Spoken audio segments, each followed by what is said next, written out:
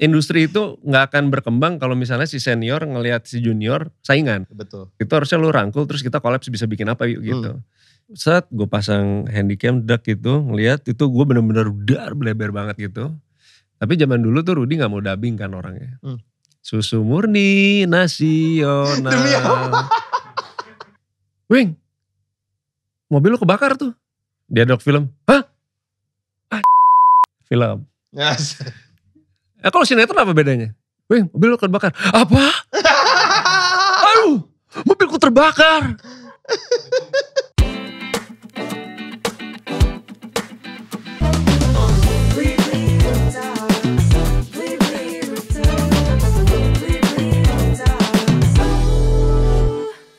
Halo Blibli Friends, welcome to my rooftop. Ketemu lagi sama gue Nino di tempat paling pas untuk ngomongin perjalanan sukses hingga mencapai titik puncak.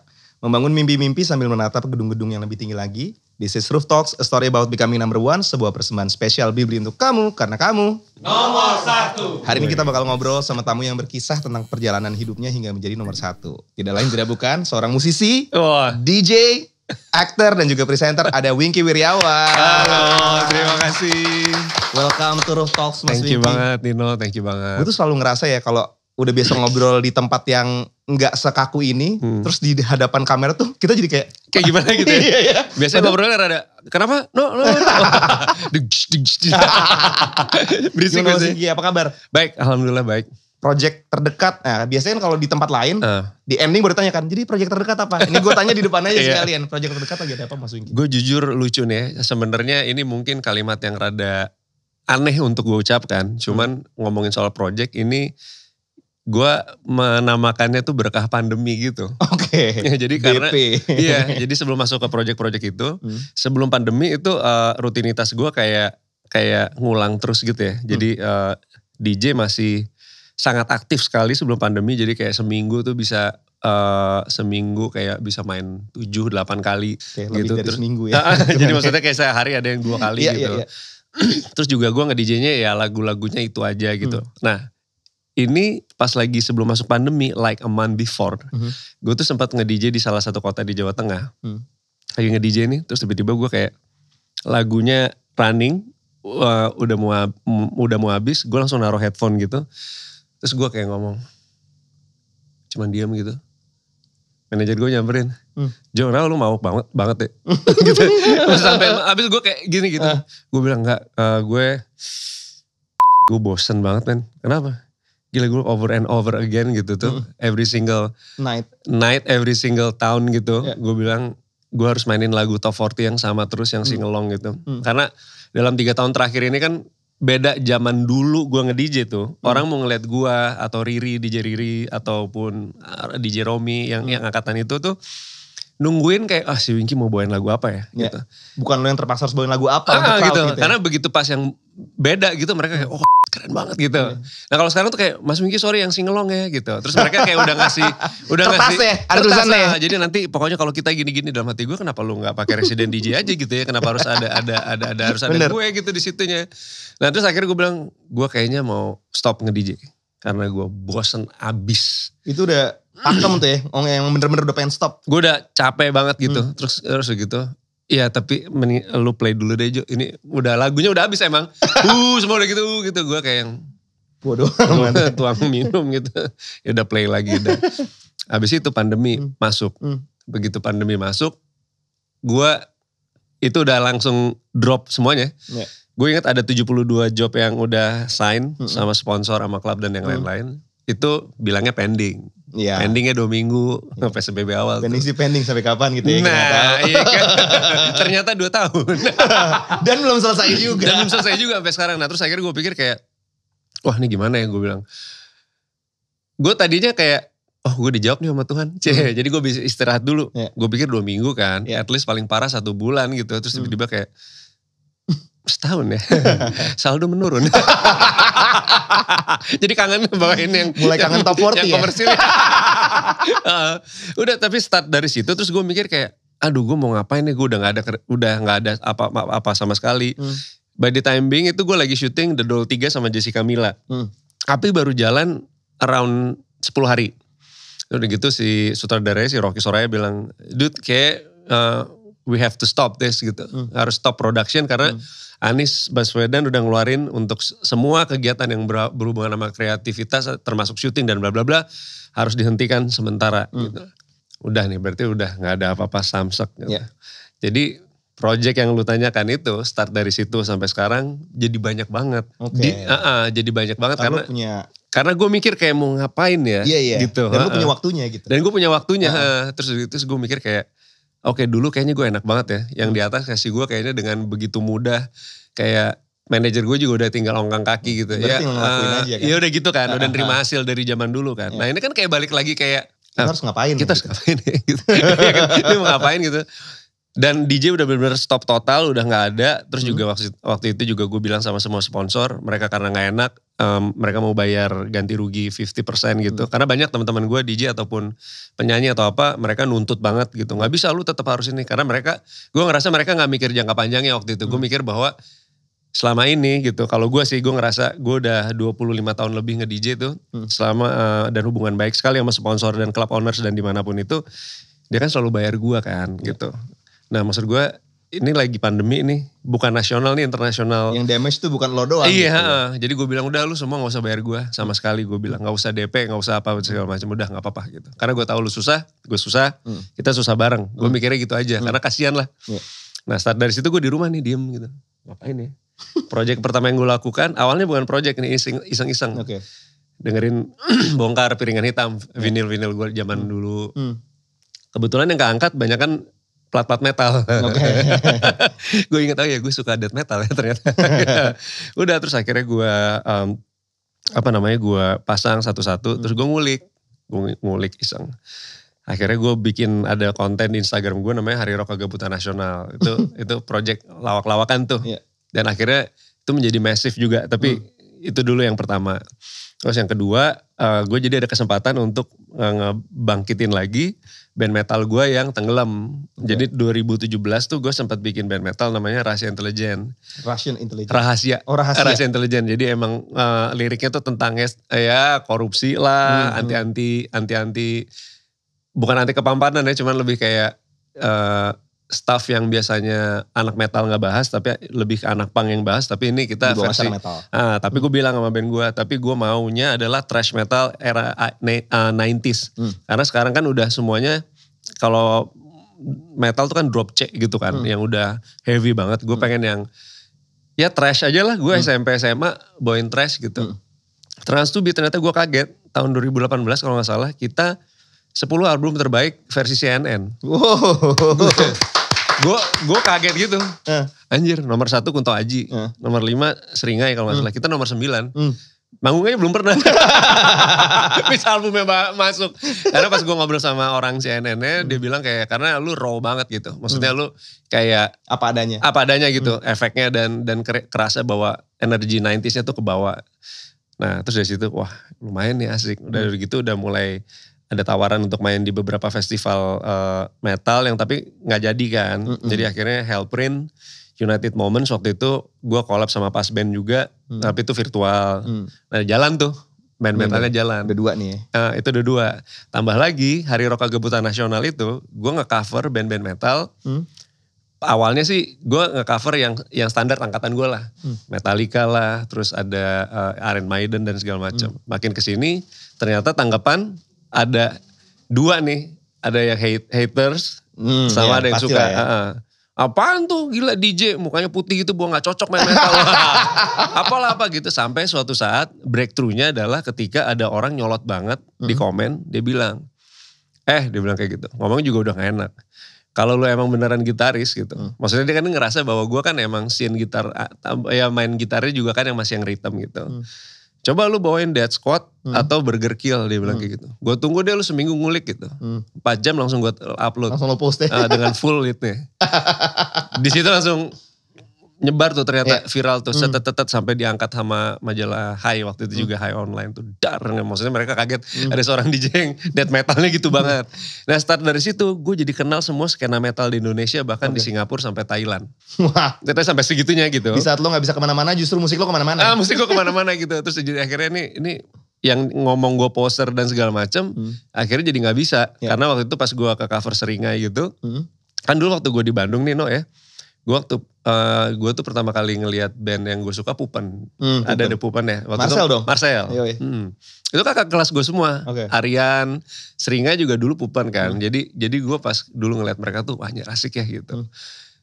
Terus mereka mulai komen tuh di kolom komentar. Yang udah mulai komen dia, terus Tempe Hitam, terus dari si Ebeng Kang Ebeng Burger Kill gitu. Begitu pas yang gitu-gitu udah mulai komen, baru. Yang hatersnya jadi, walah bos-bosnya mengokekan nih gitu. Dan gue emang maksudnya valid nih. Akhirnya udah terus jadi kuat banget di situ. Makanya gue tulis Sehari Rock Kegabutan Nasional karena gue gabut gak ada apa-apaan. Kerja tiap hari gue bangun pagi jam 6 lari pagi, habis lari pagi udah gue langsung gue liat DM gue tuh seret band death metal mana lagi nih yang gak pernah. Oh ada nih dari Salatiga, ada dari Aceh ada yang keren banget. Jadi gue jadi kenal semua nih gitu. Akhirnya gue punya masa itu.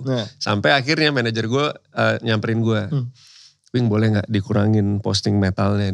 Kenapa? Jadi KOL yang lain mau masuk bingung nih mau naruh di mana karena konten lu metal semua aja gitu.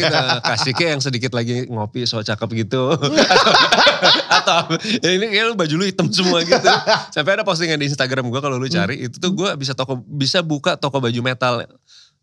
Gue sekarang kaos metal gue banyak banget. Bukan banyak lagi, udah satu ruangan studio gue tuh. Kalau ditempel semua bisa tuh. Gue sempat gue gitu terus gue foto end of the year 2020 kalau salah. Gue bilang thank you banget ya buat teman-teman. Gue bilang ini semua nanti gue bisa jualan. Karena setiap minggu ada yang ngirim terus. Ada yang ngirimin baju metal. Karena kan scene metal tuh ternyata kan solid ya mereka. Dan mereka tuh kayak begitu udah misalnya suka. Bang cover dong band gue. Misalnya dari ada dari Madiun dari mana kasih kaos. Gue pakai kaosnya gue cover kalau gue suka tapi kalau ada yang terlalu technical death metal tuh yang udah gitu.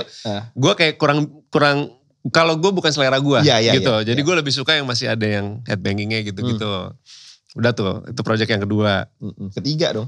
Ketiga ya. Iya, ketiga. Sampai lupa.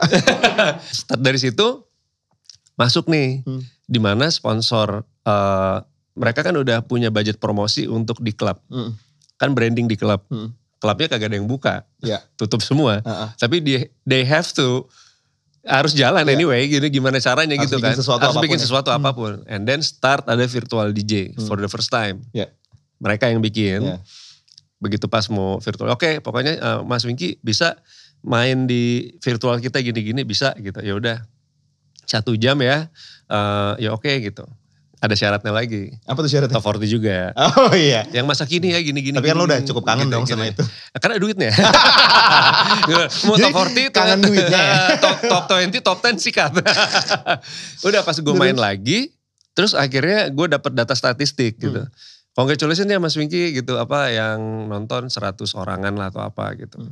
Terus gue ngelihat beberapa DJ yang kan gue umurnya 42 ya, sekarang 42 tahun. DJ yang umurnya 20 tahun, dia juga dengan followers yang jauh lebih tinggi sama gue. Dia main di acara serupa ya? Di acara yang serupa, jauh lebih tinggi di acara gue. Terus juga ada yang selebgramnya juga lah atau apa gitu. Which is udah bukan dunia gue kan. Iya kan, ya gue kan bukan yang tiap hari. Bukan generasi gue maksudnya. Bukan generasi gue, nge-skolot. Nah, terus gue ngeliat apa yang menjadi. Terus akhirnya mereka ngerasa bahwa, this is not going to work gitu. Virtual DJ ini. Karena mereka ngerasa bahwa KPI. Intimasinya beda kan. Iya mereka tuh tetap kayak gini. Mereka tuh pengen tetap ngeluarin duitnya mungkin gak, ya mungkin sama. Tapi kan KPI misalnya gue main di sebuah klub Dragonfly misalnya. Kalau misalnya Dragonfly isinya totalnya 1.200 orang yang datang tuh. Ada yang di table sama yang berdiri. Misalnya kalau Wingky main nih biasanya standarnya itu pasti 1.000 orang masuk. Minimal di 800. Mereka tuh memukul rata seperti itu. Ternyata semua DJ yang dikumpulkan itu tuh rata-rata 100, 200 gitu. Termasuk anak-anak muda DJ yang dengan followers yang gede. Ada yang top banget, gue sebut aja Weird Genius waktu itu pas latih lagi naik, itu sampai ribuan gitu. Main 45 menitan lah, kalau gak salah ya setahu gue. Jadi itu yang lagi berjalan jadi dia nggak dibandingkan. Oh yang lagi dibandingkan, oke. Jadi kayak top DJ-nya ada siapa aja, virtualnya siapa yang paling ini gitu kan. Mereka juga sambil mencari pola kan gitu. Terus gue ngeliat kayak ada something wrong deh, gue bilang kayak gitu. Apa ya gue bilang, seharusnya si ini bisa jauh lebih di atas gue. Karena ya dia udah punya karya yang pernah meledak, listenersnya juga banyak di secara Spotify. Statistik juga harusnya mendukung ya. apa yang salah ya. Sampai akhirnya gue mikir kayak, gue gak ngerti deh. Akhirnya gue bikin satu program, namanya Basement of Heaven. Itu karena waktu di Amerika, gue 2 bulan di Amerika, setiap gue party di bar atau klub sana, di Amerika kan akhirnya kita after party. Rumah teman gue punya basement, ada lasernya. jadi kan anak Indonesia kan ngambil jam 2 gitu kan garing kan. Biasanya kita jam 2 ya. Lanjut lah gitu kan. Nih, gitu. Nah kalau di Amerika tuh gak ada lanjut-lanjut kan. Jadi akhirnya lanjutnya ke situ sampai jam 6 pagi. Party di situ. Karena basementnya enak, gue bilang this is Basement of Heaven. Oh pada ketawa semua. Kepake itu nama. Gue bilang udah gue pakai itu aja deh gitu. Nah di Basement of Heaven itu, waktu pas gue di Amerika, itu kan anak-anak permias atau enggak anak-anak mahasiswa Indonesia yang bawa gue ke sana. Anak-anak, tapi bedanya 15 tahun sama gue. Pas gue main di klubnya, pas acara mereka ya gue main lagu-lagu mereka. Cuman pas after partinya, I play zaman gue. Dan mereka suka banget kayak, ini jenis apa sih mas? Gini. Sampai akhirnya mereka mempelajari, oke, keren banget ya zaman dulu soundnya kayak gini gitu. Nah terus gue mikir, udah gue udah gak dikontrak juga sama sponsor. Gue mau bikin. Gue pengen mainin apapun yang pengen gue mainin. Apapun yang mau gue mainin, anthem-anthem yang dulu gue masuk SMA nih, gue nonton misalnya di Jenaro atau gitu, ke stadium liatin si Bobby gitu. Itu kan tiap klub sama tiap area, tiap kota punya anthemnya beda-beda. Dan gue punya semua kan koleksinya, dari plat ataupun apapun itu. Akhirnya gue main itu. For the first time, bikin di rumah. Ceklak, handphone, das aja udah. Ini anthem medley berarti ya? Anthem. Tapi dari tahun 94 anthemnya, dari zaman-zaman Tanamur, M-Club, Poster, terus juga sampai di selesai mentok itu di Embassy sama Stadium. Nah, kesananya udah enggak, Blowfish tuh udah gak masuk, udah enggak. Gitu, udah EDM kan maksudnya udah yang. Gue generasinya masuknya era pas Blowfish lagi secara umur. Secara umur. Nah itu udah gak gue mainin karena menurut gue itu udah jaraknya udah jauh. Bukan appetite lo lah ya. Ternyata minggu pertama gue bikin itu stay di 500. Itu gue main sejam.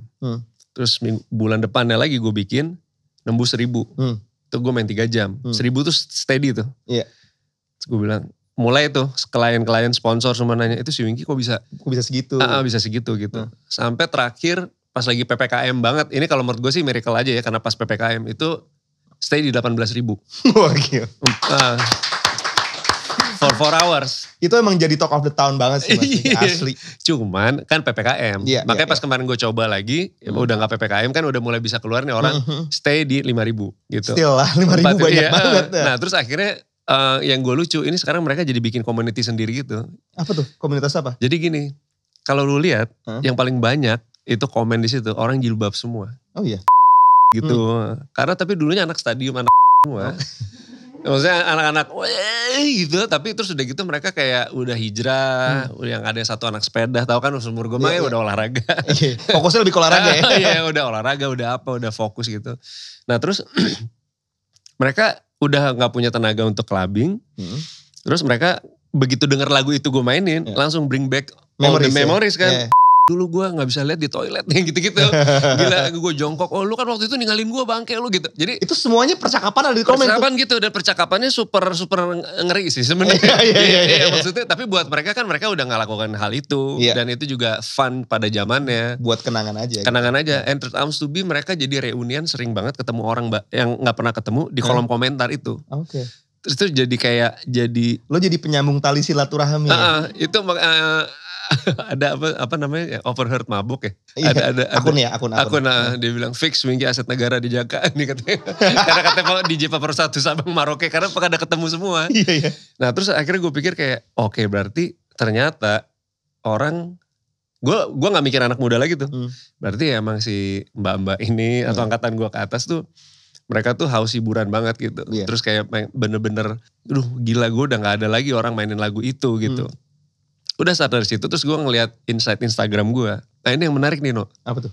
Gue ngerasa harusnya followers gue tuh naik gitu. Pasti kan umurnya harusnya dari minimal 35 sampai 50 lah. Karena kan angkatan itu kan lagu yang gue mainin. Anthem-anthem yang dibawain tuh harusnya. Ternyata yang paling gede di 15 tahun sampai 25, gue kaget. Gue bilang, anak kecil nih yang lihat. Ternyata banyak gue ikut seminar online music gitu atau apa gitu. Si anak-anak kecil ini tuh mereka curious banget. Kayak Mas Winky kalau pas main lagu ini itu artisnya siapa ya? DJ-nya siapa? Produsernya siapa? Ngulik jadinya. Ya kan anak sekarang kan sangat internet ya, sosmed kan. Kalau zaman dulu kan kita enggak kan, cari plat aja harus ke kota lah anjir iya kan. Nungguin orang yang buka platnya aja belum bangun, ngeliat-liat masih mukanya berantem ya. Masih, sorry ya tadi malam gitu, nungguin itu. Nah kalau sekarang kan cepet banget kan. Akhirnya gue bilang wah kok connect-nya bagus ya. Nah akhirnya ada juga perkumpulan DJ lama yang udah gak main. Kan gue setiap kalau misalnya nge-DJ tuh gue selalu kayak, gak podcast sih, cuman gue selalu ngomong kayak, thank you for DJ Menaro for playing this anthem gitu. Siapa fansnya DJ Naro zaman Musro sama Double Six Bali, gue bilang gitu, lo tau lagu ini gak gitu. Oh gitu, terus Naronya juga dengar, kayak dia ngerasa thank you Wing aja. Orang jadi terus nanya si anak-anak kecil ini, who's Naro gitu. Gue bilang gak ada Naro, gak ada Anton, gue bilang gak ada Hogi Future 10 nih, gue bilang gak akan ada DWP dan yang lain-lain gitu. Jadi mereka terus akhirnya jadi ngulik tuh. Jadi dapat knowledge baru gitu. Terus gue bilang lo harus tahu kalau misalnya kayak gini. Nah terus gue ngerasa kayak wah ini menarik banget ya. Itu kegiatan gue yang terakhir yang lagi gue jalanin sekarang. Itu sama yang paling terakhir banget proyeknya lagi jalan Virgin The Series sama Monty Tiwa. Oke iya. Itu gue tahu banget. Iya. Karena gue mau ditembak sama cewek. Mainnya bareng sama cewek gue. Tapi itu barusan adalah merupakan intro terpanjang di Blibli Rooftop sepanjang sejarah. Tepuk tangan. Kayaknya udah selesai kali ya langsung ya? Belum. Enggak, masih banyak yang perlu dikulik Mas Wingky. Tapi sebelumnya kita pengen main games dulu sama Mas Wingky. Ini gamesnya quick response aja. Jadi lo harus memberikan ekspresi ke kamera di sana. Kamera mana sini? Yang itu. Pokoknya yang spontan aja Mas Wingky. Siap. Minum dulu lah. Boleh. Panjang soalnya tadi ya. Apa ya kok panjang ya? Tapi satu kesimpulan ya. Lo jangan tantangin Wingky kalau dia lagi punya banyak waktu. Berarti. Gue ajak ngobrol. Diberi banyak lo nanti. Semua kerjaan lo. Oke, apa yang langsung teringat kalau dengar kata disco? Disco, gue banget. Asik. Iya sih lo sasi ngomong kayak gitu. Iya. Gak apa-apa. Yang kedua, kata cireng. Cireng. Gue banget juga. Enggak, gue gak pernah makan cireng sejujurnya. Yang bener lo pernah di Bandung kan? Bandung pisan kan? Bandung pisan tapi kayaknya dibawanya ke ada satu restoran sama nenek gue. Kayak ya, apa sih namanya tuh di bukan Cimbuluit ya sebelum Cimbuluit. Pokoknya ada restoran sosis terus gitu. Oke. Kayaknya nenek gue mencoba untuk supaya Wingky kamu tuh ada di Belanda gitu. Oke. Jadi jauh dari cireng ya. Tapi cireng gue makan. Gue makan. Cuman maksudnya masa kecil gue melewati masa cireng. Lebih cakwe gue orangnya. Lebih cakwe. Oke. Yang ketiga apa yang langsung teringat kalau dengar kata pantai? Pantai. Panas. Iya. Karena gue anak gunung banget. Oh lo lebih suka adem-adem. Kalau ke Nes pantai. Oh gitu. Jadi liburannya ini dong. Kalau misalnya satu pengen ke gunung satu pengen ke pantai gimana? Waktu itu naik Rinjani enak. Jadi naik dulu Gunung Rinjani. Selesainya kan di Lombok kan. Langsung pantai kan. Oh iya. Gitu. Hebat ya. Ternyata yang suka gunung sama yang suka pantai tetap bisa bersama. Jadi kalau lo punya perbedaan sama pasangan lo. Gak usah dipikirin. Cari aja oke mau naik gunung apa sekarang. Oke Rinjani Gunung Rinjani. Udah naik dulu ke atas enak dingin. Bawahnya langsung disambut sama laut ya? Langsung ya. Udah gitu kita berenang. Oke. Apa yang langsung teringat kalau dengar kata merah muda? Bolpen yang membuat gue dapat duit dari Bibli. Bolpen. Oh karena lo tadi tantangannya pakai warna pink. Berarti penting Bolpennya pink ya. Yang terakhir apa yang langsung teringat kalau dengar kata patriot? Film series gue di Net TV. Itu dia jawabannya. Halo. Malam Mas, ada kiriman dari Blibli. Oke. Waduh terima kasih. Ini kirimannya udah jelas bukan. Terima kasih emang buat gue. Pasti buat lo lah. Oh iyalah oke. Aduh. Apa ini? Ada. Kopas banget tadi ngomong sosis. Sosis dan juga sambal ya? Sambal iya. Ada apa nih sama sosis dan sambal Mas Wingky? Apa ya sosis dan sambal ya? Tadi kayak sosis gue udah cerita sih sebenarnya. Iya. Gue emang suka sosis banget. Kalau sosis dan hotdog lah ya gue bilangnya ya. Iya hotdog. Kok gue sosis ini hotdog jelas-jelas ya. Maaf ya kecilnya dicondet. Terus? Gue suka banget makan hotdog waktu zaman dulu, nyebut merek boleh gak sih? Zaman dulu banget sih. Frankfurter? Bukan. Merek sosisnya? Di Bandung tuh ada Gelail, satu-satunya Gelail tuh. Terus jualannya tuh pokoknya sampingnya kalau gak KFC, Kentucky, terus ada hotdog di sampingnya. Nah hotdog itu tuh gue suka banget. Itu sih hotdognya mereknya apaan? Gue lupa, hotdog lokal kayaknya ya. Oke. Gitu. Dan gue sukanya sih nggak pakai apa-apa lagi, nggak suka ada apa namanya, nggak ada sayur, nggak ada apa gitu, sama sambal gini doang sih. Nah ini katanya salah satu iklan awalnya Mas Wingky nih, iklan rokok. Katanya sebelum aktif main film, diupload di Instagram Mas Wingky ada hubungannya juga nih sama hotdog. Iklan rokok ya? Itu katanya lo post juga kok di Instagram Mas Wingky. Yang mana ya? Gue lupa lu sumpah. Boleh dilihatin gak sih? Gue kayak gak pernah iklan rokok. Ada ya? Gimana sih? Gue ingetnya malah ikan yang heboh tuh kok sebenarnya iklan kompetitor juga sih tapi ya tapi kopi. Oh kopi ya. Ini lo yang ngepost Mas. Oh iya benar itu apa ya? Gue lupa. Ini tahun 98. Iya benar. Sebelum Jelangkung. Iya. Tapi gue lupa apa sih? tahun 98 ya gue lupa. Iya tapi gue pernah posting itu memang. Iya ya. Itu ada orang ngirim terus gue posting aja gitu. Ya jadi ini sosis ini juga ada hubungannya karena sebenarnya kalau dari tim risetnya Blibli, kemarin habis lihat postingannya Mas Wingky ngepost dia dulu pernah main iklan nih beberapa tahun sebelum aktif main film, makan hotdog. Oh, Oke, siap. Tapi ternyata yang kita dapat jawabannya lebih dalam ya. Iya. Itu dia hotdog dan Wingky Wiryawan. Karena kalau hotdog apa segala macam gue paling males pakai sayur dan mayones dan apa-apa. Sama, gue emang cuma gini kan? Dan sambal udah. Iya. Gitu. Karena kalau tambah budget lagi pandemi. Lagi pandemi males. Nah tadi kan kita udah ngomongin seputar musik nih Mas Wingky. Gue pengen nanya satu hal. Dulu pertama kali gue tahu Wingky Wiryawan itu di sebuah rubrik majalah gadis. Ngebahas tentang Junko. Oh, Oke, siap. Tentang Junko. Iya. Sebelum pindah ke film kayaknya kita masih terus stay di musik dulu. Oke, stay musik. Junko itu sebenarnya nama manajemen DJ gua yang jadi itu manajemen bukan grup DJ ya? Grup DJ lebih grup DJ. Itu okay. Junko itu sebenarnya tempat tongkrongan aja sih. Jadi gue punya di rumah tuh namanya ada ruang biru. Terus gitu isinya tuh cuman tiap hari tuh pasti ada sekitar 8-10 cowok nginep lah. Ya, banyak ya? Banyak ya. Banyak. Karena emang waktu itu kebetulan tinggal di rumah nenek. Rumah nenek tuh kayak komplek gede banget. Terus gitu gue dikasih satu rumah part sendiri. Di situ bebas lah, ada turntable lah, ada apa, PlayStation lah, apalah. Jadi emang tempat nongkrong. Iya gue ngerasa kayak ini rada kegedean terus nelfon anak-anak udah tinggal aja rumah gue semua. Jadi akhirnya di situ semua. Ya. Nah akhirnya waktu itu Junko terlahir itu pas Jakarta Movement 2005. Jadi gue sama teman gue namanya Herdi. Kita bikin, yaudah namanya apa ya, Junko aja lah gitu. Dia lagi suka Jepang. Oke, iya. Suka Jepang. Iya. Kayaknya gitu ya. Karena emang ngebahasnya itu mulu. Gue bilang lu parah juga. Ya udah. Terus kita bikin judul lagu pertama Tokyo. Tokyo itu adalah kita ngambil sampling dari beberapa anime, omongan anime yang seru, terus kita bikin musik gitu. Okay. Trans of to Be ternyata di Tokyo sendiri diputar di radio-radionya waktu itu. Wow. Ternyata terus juga yang ternyata yang bikin lucu itu adalah kalimat anime yang gue potong-potong itu nggak tahu kenapa sama itu sebenarnya emang kalimat-kalimat jorok. Ya gue gak ngerti bahasa Jepang. Ya gue cuma udah potong-potong aja udah. Nah terus jadi lucu mungkin buat mereka kayak fun ya tiba-tiba jadi progressive house gitu. Nah akhirnya ya Junko itu berkembang sendirinya dan jadi sangat ya besar banget sih enggak sih, tapi waktu itu yang lumayan punya ada stand out namanya tuh Junko 1945, ada Future Ten, Romi, terus ada Spinach-nya Riri. Ya seputar itu aja sih anak-anaknya, terus akhirnya kita nyebar ke seluruh Indonesia tuh. Jadi ada yang masuk ke kita, cocok sama musiknya kita, terus udah dar di situ. Nah terus di Junko itu pertama kali gue bikin musik bootleg yang gue nge-remix, sebenarnya bukan remix sih, jadi gue ngambil ada satu part keyboard dari DJ lama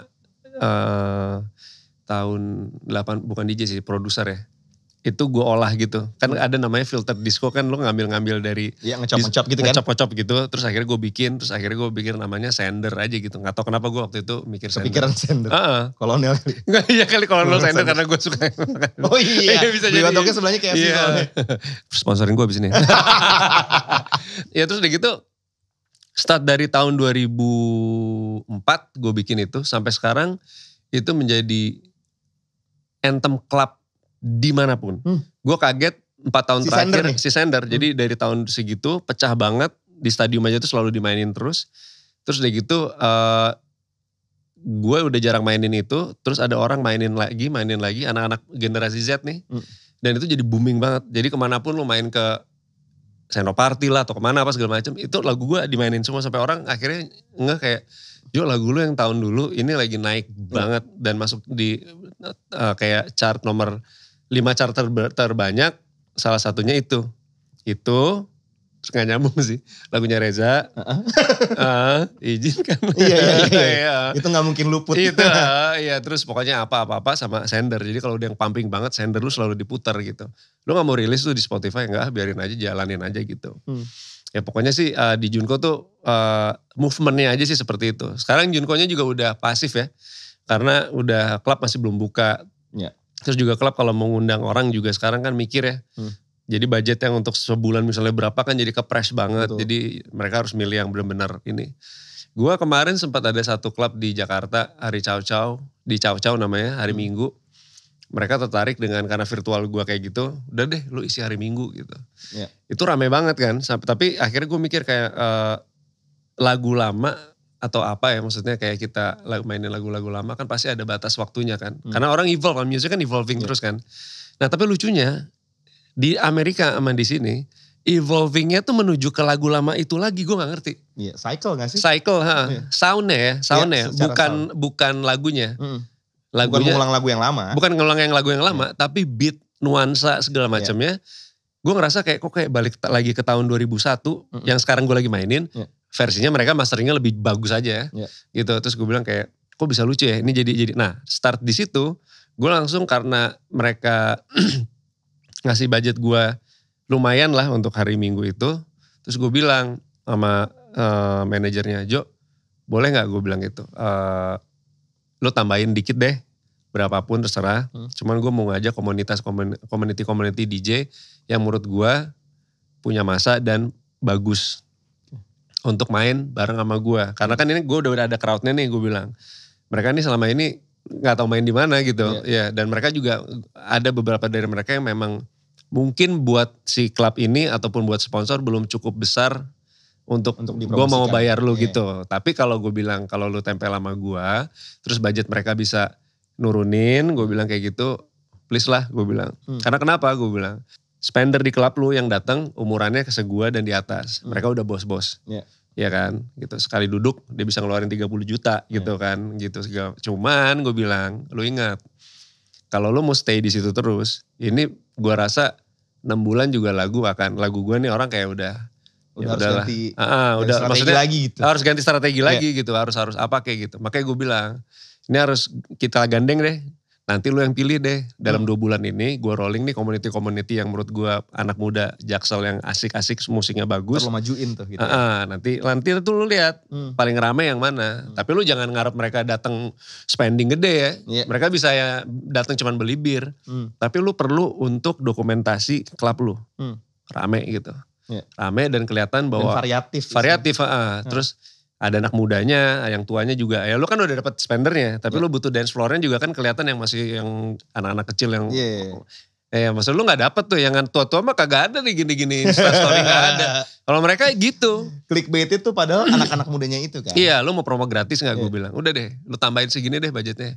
Gue adanya cuma segini, Wing. Kalau enggak lu potong deh dari gue bilang. Fee gue lu potong segini, tapi gak usah ngomong. Ya buat komunitas-komunitas yang ngerasa udah diajakin sama Winky untuk main di satu tempat. Aduh anjir, ya, begini jadi ngomong sih enggak. Ya sorry gengs. It's okay tapi ya. Nah, karena gue ngerasa industri itu gak akan berkembang kalau misalnya si senior ngelihat si junior saingan. Betul. Gitu, gue ngerasa kalau misalnya ada yang seperti itu harusnya lu rangkul terus kita collab bisa bikin apa yuk gitu. Ya menurut gue money is not everything gitu ya. Ketika lu bisa ngebuat movement itu bergerak, itu kan menurut gue kan pasti kan ada yang di atas, di bawah dan segala macam gitu. Karena itu gue merasakan di acara gue The Remix di Net TV itu. Oke. Itu eye opener ya? Apa? Eye opener. Iya itu ngebuat diri gue langsung kayak, oke, ini beda banget. Ini jadi panjang lagi nih, gak apa-apa nih? Gak apa-apa dong. Ada editing. Pertama kali gue ada The Remix itu, waktu itu dipanggil sama Mas Tama, Wisnu Tama. Abis Patriot itu. Before justru, sorry. Tapi lo lagi ongoing talks untuk Patriot juga. Untuk Patriot juga waktu itu, tapi masih kayak tahun depannya. Terus dia bilang, Wing sini Wing, gue pengen ngobrol sama lo. Oke Mas, gue bilang. Gue datang, terus dia bilang, what do you think kalau misalnya bikin kompetisi. Gue bikin kompetisi, tapi lagunya EDM lah, Electronic Dance Music. Pada saat itu lagi naik banget. Lagi naik banget, Dan saat itu gue benci banget EDM. Gue emang kan gue angkatan lama kan. Gue tuh yang tet toto wetet kayak apa ya yang sekarang kan waktu itu zaman itu kan teror kan musiknya yang ceng cong. Sementara kalau gue kan yang lebih deng cikin gedek yang bawah pecah bawah istilah anak-anak itu. Aduh IDM lagi gue bilang. Gimana ya gue bilang gitu. Enggak gini masalahnya dia bilang. Gue mau bikin acara seperti itu karena kalau kemarin nge-bootleg lagunya Iwan Fals yang Bento itu tinggi banget di ini gue gitu di Music Everywhere gitu. Tapi gue gak nge-remix loh itu mess up loh. Gue cuma gabungin sama lagu orang lain. Tapi itu jadi heboh banget dan orang kayak ngerasa wah seru juga ya kok lagu Indonesia bisa digituin. Karena orang punya konsepsi lain lah terhadap lagu Indonesia kalau dibikin dance music gitu. Terus gue bilang kayak, gue kasih waktu 2 hari ya mas. Kasih waktu gue 2 hari mikir, sehari deh gitu. Nah gue nanya dulu deh sama lu, gue bilang. Apa, kalau di mana TV-TV swasta lain lagi bikin kompetisi dangdut, yang ratingnya pasti naik banget. Kok lu tiba-tiba bikin lu malah bikin electronic music yang jelas-jelas segmented banget. Waktu itu Mas Tama dengan yakin. Gue Wisnu Tama dan ini Net TV. TV gue gak akan sama dengan TV manapun. Jadi gue gak akan ngebuat sesuatu yang sama dengan yang mereka buat gitu. Which is waktu itu Net lagi top of the notch ya menurut gue. Dari semua programnya ya menarik sekali gitu. Terus gue bilang, tapi lu bisa gak? Menurut lu gimana gitu? Tegang. Gue bilang ini kalau gue salah gimana? Terus gue mikir seharian, gue langsung telepon malamnya. Mas oke, kita jalanin. Yakin ya? Oke, yaudah. Kita kumpul sama the whole team. Udah. Ngomongin konsepnya segala macem. Nah start dari situ gue langsung ngerasa oke, ternyata idealisme itu akan bisa terbentuk ketika lu benar-benar udah nyemplung dan ngerasain mainstream duluan. Kalau menurut gue ya. Karena banyak teman-teman gue yang idealis which is hidup juga sih gitu. Cuman banyak mereka yang ngenyek ke scene mainstream bahwa lu udah mainstream lu gitu. Nah terus gue di situ menemukan bahwa anak-anaknya kan masih kecil tuh, ada Jevin Julian, Osvaldo Rio, terus ada Kenny Gabriel dan segala macam. Di situ gue ngerasa bahwa ini semua latar belakang musiknya beda. Terus udah gitu sementara gue sebagai juri, ketahuannya sih sebagai juri, tapi di belakang tuh gue 24 jam tuh gue workshop sama mereka. Karena gue dapet tugas dari Net. Jagain hasil-hasilnya. Iya jadi gini, dalam episode pertama, siapa Wing yang menurut lo cocok untuk pumping? Pumping lagunya banget gitu sama ada yang nyanyi. Ingat ya Wing ini bukan klub. So jadi orang yang nonton di rumah harus bisa nyanyi. Karena kalau di klub kan biasanya cuma ngambil refnya dong, udah gitu masuk beatnya kan party. Ini bukan gitu ya. Ini harus song, tapi remix gitu. Berarti kayak sebenarnya lebih rearrangement dengan sound-sound elektronik kurang lebih gitu. Nah ini kan anak-anak kecil kan nggak mau tahu kan. Buset itu zaman-zaman dulu tuh kayak Nggak tidur dong lo? Bukan masalah nggak tidur, stubborn mereka. Oh iya. Gue kalau di klub mainnya gini pecah gini. Gue bilang, yang nonton lu di Makassar ada ibu-ibu lagi jualan tukang bakso juga nonton gue bilang. Kagak ngerti juga dia klub gue bilang. Ya lu harus keterima gitu. Iya. Sekarang lu bayangin ya gimana caranya gue bilang. Musik yang digandrungi di Indonesia jelas dangdut, pasti. Yang seperti itulah beatnya gitu. Nah Mas Tama pengen ada dangdutnya, maksudnya dalam artian dangdutnya tuh jalurnya tuh maksudnya keterima sama orang yang dengerin itu juga. Tapi ngeliat sesuatu ini tuh wah gitu. Akhirnya kita agree bahwa Mas benar setuju gue. Untuk The Remix ini musiknya itu gak bisa berdiri sebagai kita jualan musik. Jadi gak bisa kayak musik aja. Jadi harus drama, tapi bukan drama di belakang. Ini maaf ya, maksudnya kan banyak kan yang acara-acara musik gitu, yang kompetisi drama. Yang dijual dramanya. Gue anaknya siapa, tangannya patah lah, apalah, ya nggak bisa ini segala macam gitu. Jadi akhirnya orang iba milih dia, itu gue nggak mau. Yang gue mau bikin adalah drama di musiknya. Dan Mas Tama dan semua tim ya. Jadi drama di musiknya gini, misalnya bawain lagunya Pandangan Pertama lah, misalnya Eran gitu ya. Liriknya tentang apa nih? Gitu. Tahu dulu liriknya. Lu mau remixnya seperti apa dulu? Udah gitu nanti gue ngobrol tuh sama orang lighting, sama orang dancernya, apa segala macam. Jadi bikin kayak play itu apa ya? Maksudnya kayak... Iya kayak musical. Jadi pas di ref ada dramanya, ada apanya gitu. Jadi bukan cuma nyanyi, dance doang. Tapi nanti di tengah-tengah tuh misalnya liriknya misalnya tentang ada si ceweknya yang gimana gitu tuh. Nah ini si dancernya tuh jadi kayak bermain sama si penyanyinya gitu. Tiba-tiba musiknya tuh jadi sebenarnya bukan musik beneran. Kalau lu denger di radio, lu mungkin akan kok gini ya bagannya gitu. Tapi kalau TV kan orang visual kan. Nah jadi begitu pas lagi jatuh cinta, abis refnya gitu, dirinya turun tuh. Jadi chordnya beda tuh, pindah keluarga gitu, set ke situ, set.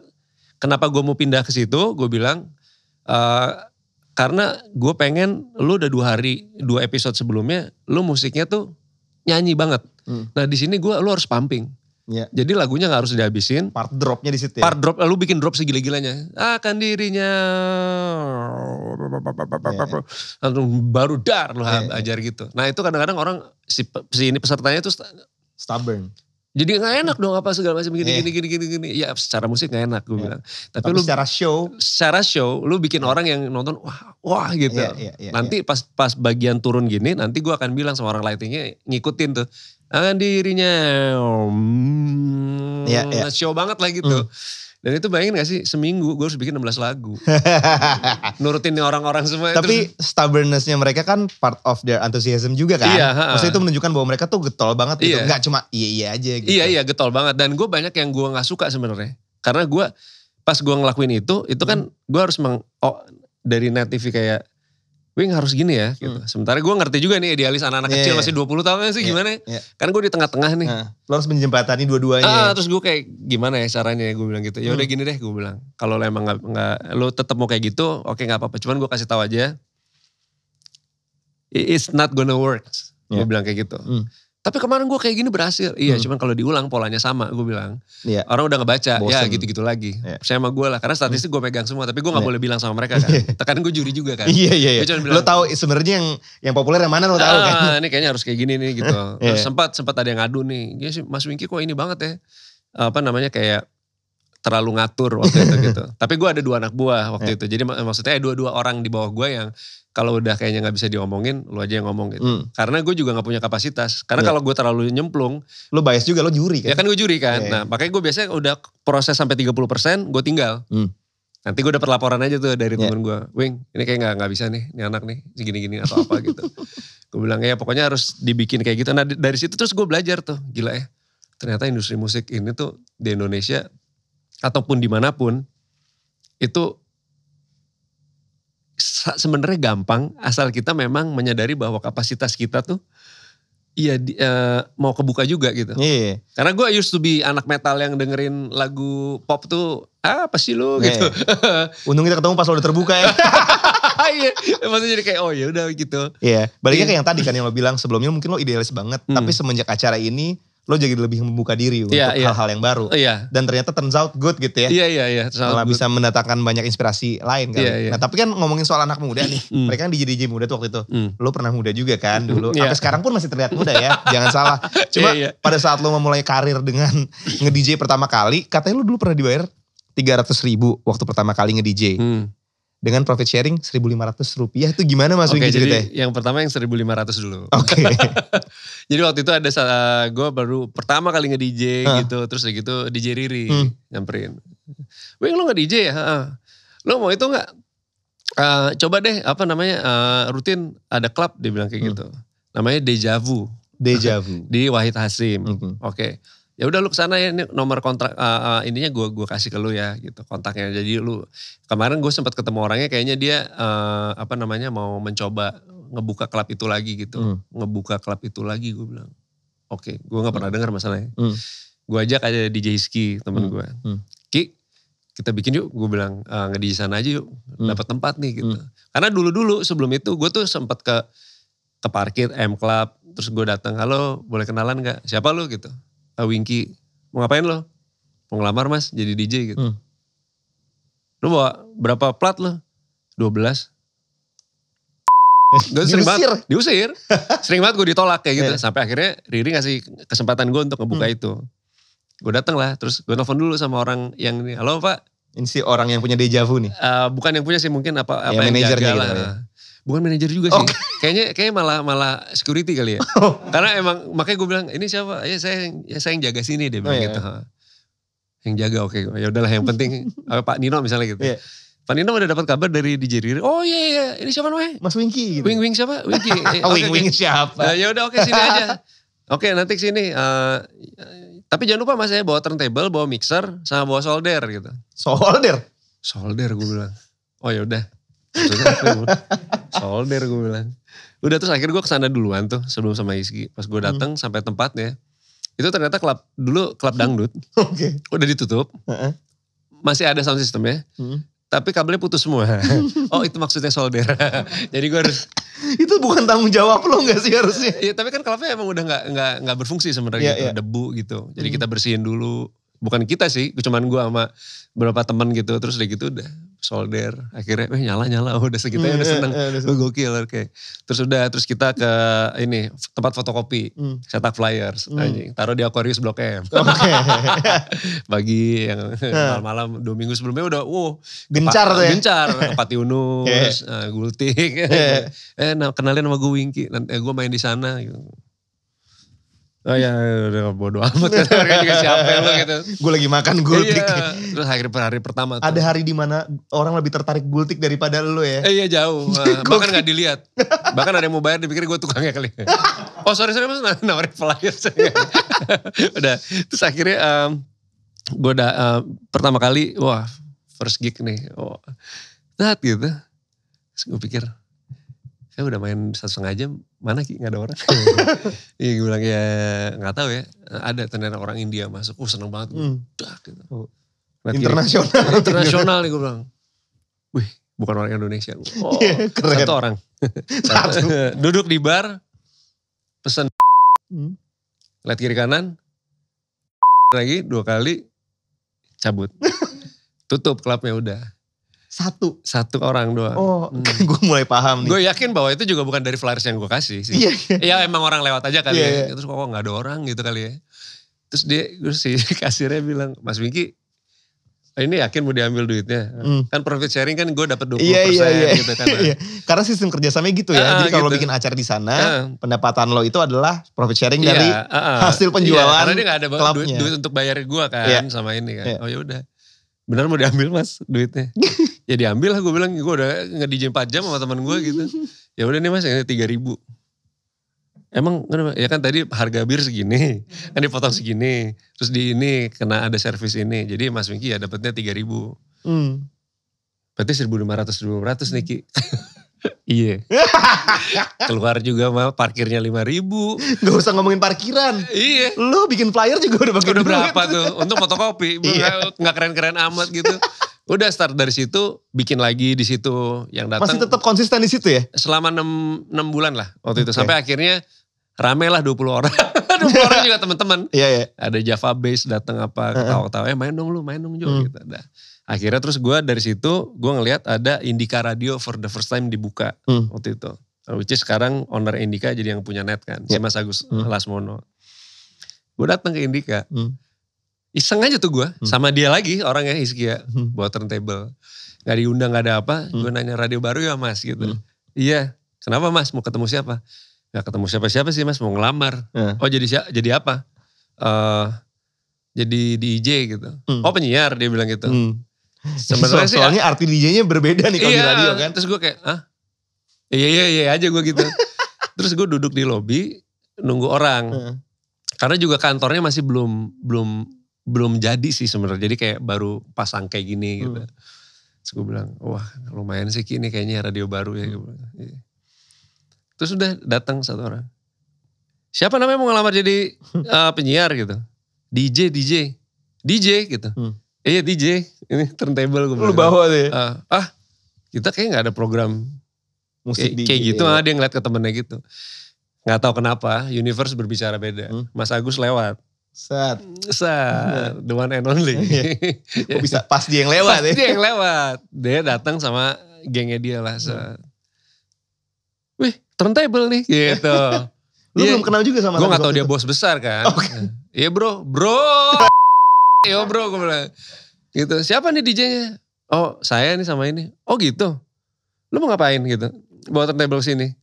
Gue mau nawarin jadi DJ sini sih sebenarnya gitu. Mas Agus itu tuh punya band namanya Nosferatu zaman dulu. Band metal. Dia vokalisnya. Tapi ternyata dia juga suka musik trance. Dan dia punya banyak plat di rumah. So jadi wah asik juga ya. Gitu bilang gitu. Ini siapa namanya? Winky sama si Izky coba tes dulu. Siapin turntable gue pengen lihat dia main gitu. Kesempatan nih. Nah terus Gue bingung semua satu, ini langsung berdiri semua yang, ya pak gitu. Oh, bos kali ini, manajer kali gue. Tidak tahunya. Tidak tahunya yang punya gedung. Dari gitu terus gue pasang, gue nge-DJ gitu. Dianya gak tahu, gak ada. Meeting kali ya. Terus gue bilang, Ki ini sama aja di Javu. Kasih tempat di lobby lagi. Di tempat depan orang terima tamu gitu. Lo nge-DJ di situ. Gue bilang, ini kayaknya pulang aja kali ya. Gue bilang, kayaknya gak ada ini juga. Tiba-tiba dia lewat. Bawa kopi gitu, terus nongkrong. Kalau ini apa nih Wing genrenya? Ini house mas gitu. Kalau gue suka trance dia bilang gitu. Jadi ngobrol tuh. Terus ya udah nanti ngobrol lagi deh sama ini orang gue gitu. Udah ketemu di situ sama beberapa orang, akhirnya dicabut. Mas Miki nomornya berapa? Dia bilang kayak gitu. Segini gitu. Oh ya udah gitu. Lo langsung dapet nomor telepon yang punya gedung ya? Enggak, nomor teleponnya si manajer. Oh si manajernya. Dia kan cabut, udah cabut terus gue bilang, udah mas makasih ya kesempatannya, gue bilang gitu. 2 hari kemudian dia telepon, Mas Miki kayaknya Mas Agus suka tuh ada acara DJ, cuman masalahnya kita programnya udah keisi semua nih. Jadi gue dapat slot tuh jam 10 malam minggu. Oke, special program ya. Which is sudah tutup Indikanya. Iya. Jadi sebenarnya bukan program dia juga. Jadi kayak dia ngasih jam 10 sampai jam 12 untuk gue sama Iski ya udah nge-DJ aja. Jadi pas gue nge-DJ situ, udah gak ada orang di kantor, kayak di sini nih. Tapi lo mainnya live tuh? Live. Jadi gue bawa turntable lagi sendiri, ya kan gitu. Kalau zaman sekarang kan semuanya mixtape bisa kan? Tahu di mana nge-DJ? Di pantry. Beneran? Pantry dia, karena gak ada tempat. Jadi pantry dia, jadi kalau mau kopi langsung aja. Tapi ada operator yang jaga nginep di situ. Gondrong, siapa sih lupa gue. Ada bager lah pokoknya. Gitu. Bro, gitu. Lu gimana nih output nih? Ya siarin aja udah gitu. Pakai nih, udah dikasih mic, gak ngomong nge-DJ doang, gue gak bisa siaran gitu. Tapi begitu nge-DJ minggu pertama, gaji tuh 600.000 per bulan. Jadi bagi 2 lagi. 300 ribu tadi ya. Udah seneng banget. Wih gila bisa buat ke stadium. Terus udah gitu, gue start di situ. DJ minggu kedua ketiga udah nyaman kan kenal sama beberapa orang. Makanya gue pakai deh gitu. Mulai pede. Mulai ngaco. Berbicara. Yo. Ngomongnya juga udah bukan yang bukan yang ya selamat datang di FM mana kayak lu gitu tertata gak gini. Ini ya. Hoi. Gitu. Lagi dengerin nih ya. Gitu. Gokil. Gue gitu-gitu. Gokil. Gitu. Suka gak lagunya? Pasti gak suka ya gue bilang kayak gitu. Ketawa-ketawa sih gitu. Kenalin nama gue Wiki nih Iski. Kita DJ-nya Indika nih gitu. Asik. Jangan kemana-mana sampai jam 12 ya. Walaupun juga gue gak tahu. Iya gak kelihatan. Udah ngomong udah ngaco gitu. Nah gak tahu kenapa. Karena gue ngomongnya ngaco-ngaco gitu. Malah menarik ya. Menarik nih orang ngaco banget ya siaran gitu. Terus tiba-tiba pernah juga buka gitu. Gue kayak gitu maksudnya. Apa namanya? Gitu. Gue ketawa gitu. Gitu. Terus semua orang kayak ini siapa sih yang ini ngaco banget gitu. Terus kadang-kadang gue ada teka-teki nih gitu. Pokoknya enggak. Di tengah lagu lagi muter tuh. Tengah lagu gitu. Terus misalnya ada yang lagi main. Terus si Iski main. Terus gue iseng gitu. Gue kan plat kan. Kalau di itu kan gitu ya. Terus si Iski gitu. Lu gitu. Oh sorry. Ketawa. Nah terus mereka ini orang kok seru banget. Asal banget ya. Telepon masuk. Di saat radio sebenarnya udah gak hidup tuh. Udah gak hidup. Lalu tuh siapa sih yang nge-DJ gitu-gitu atau apa gitu. Gue bilang gitu. Lo yang angkat sendiri? Gue Winky namanya gitu. Oh gitu mas, di mana sih tempatnya gitu. Orang dateng. Itu awal-awalnya satu, dua. Terus akhirnya ada orang Mustopo, Trisakti, anak-anak kuliah gitu. Akhirnya jadi selama 3 bulan. Jadi kayak klub Jo, bayangin gak sih? Di lantai itu? Di lantai itu, di pantry itu. Orang jadi joget semua. Dan di jadi pantry. lucu-lucuan, terus lu mau ngomong gak ngomongnya gue bilang gitu-gitu ngomong. Nah gak tahu tuh si Mas Agus dengar kayaknya. Mas itu kok tiap malam minggu rame banget tuh gitu. Dateng dia Jo tiba-tiba suatu saat dengan ajudan-ajudannya. Without notice deh. Without notice lah. Winky, gue kaget kan. Wah gitu terus semuanya. Halo gak apa-apa enjoy aja enjoy. Malah baik sih Mas Agus. Ngasih minum. Dia bilang wah Wing jadi rame. Dia bilang kayak gitu.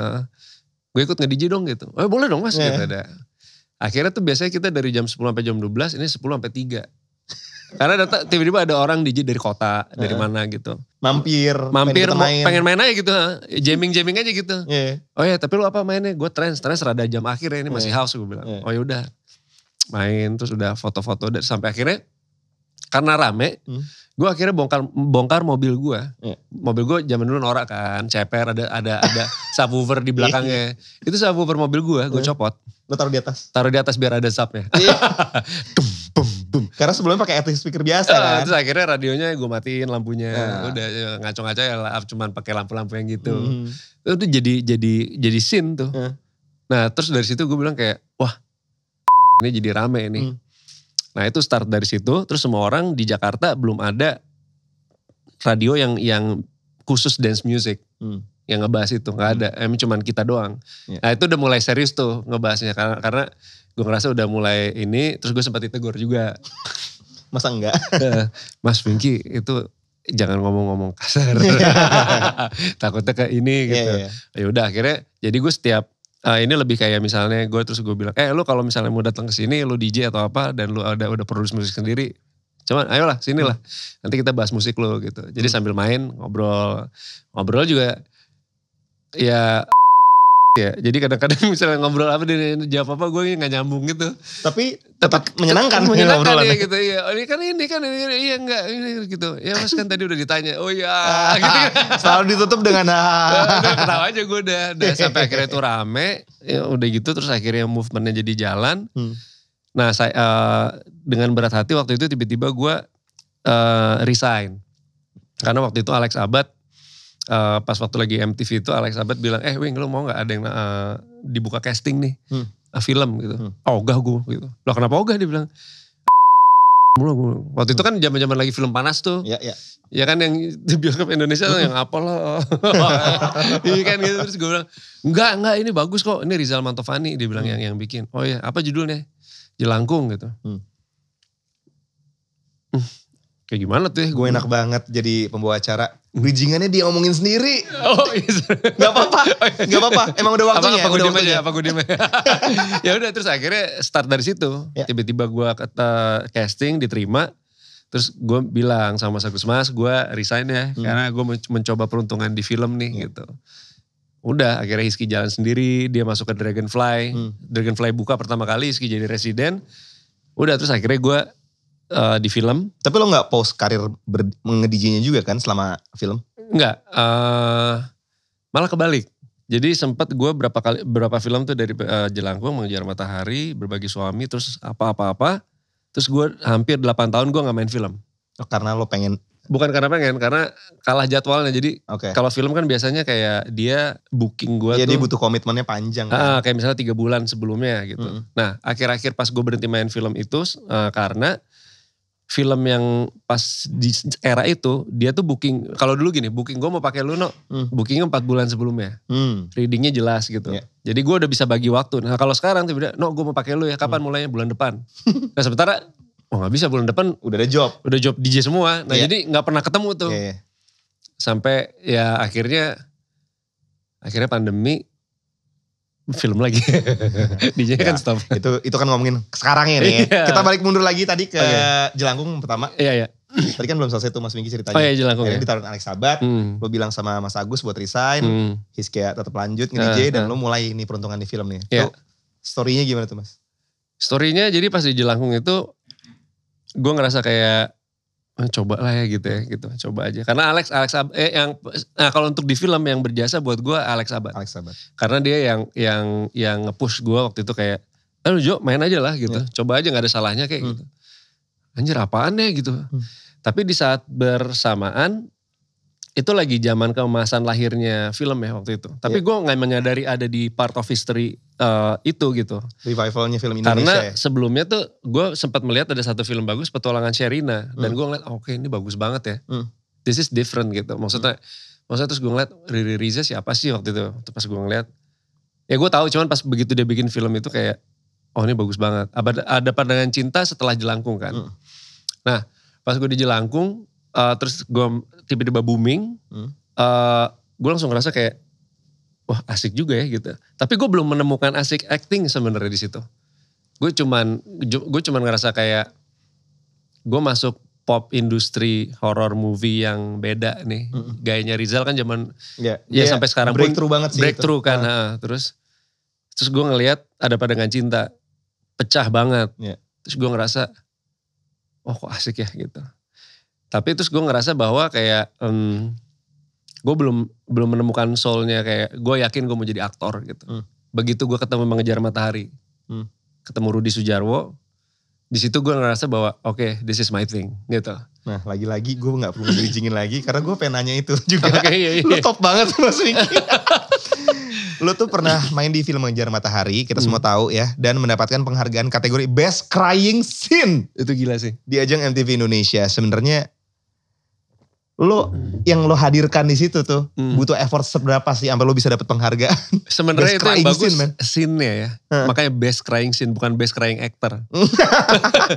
Scene-nya itu, gue ingat banget Rudi itu kan galaknya setengah mati. Tapi dia menurut gue salah satu sutradara yang membuat peta industri film tuh hidup.